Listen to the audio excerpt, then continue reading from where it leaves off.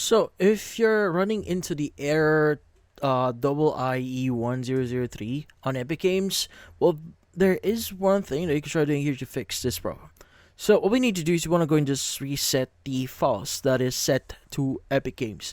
Now to do that, you want to go and just go to your search bar, just type in the following. It's going to be run. Go ahead, open it up.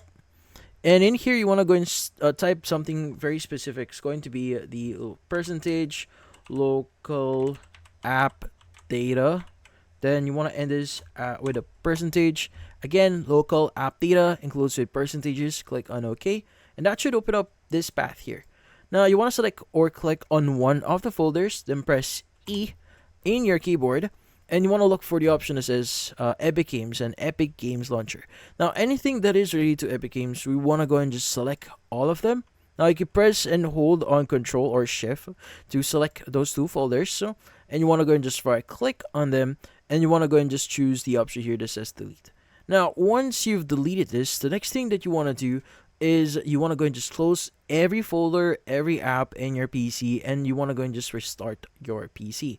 Now, once you've restarted your PC, that would basically give you like a refresh state of the launcher, and hopefully that would solve your issue. Now, if that doesn't work for you, the final and last thing that you can try doing here is uninstalling the app and reinstalling it again. And that's about it. So, hopefully this video was able to help you like and subscribe to our channel.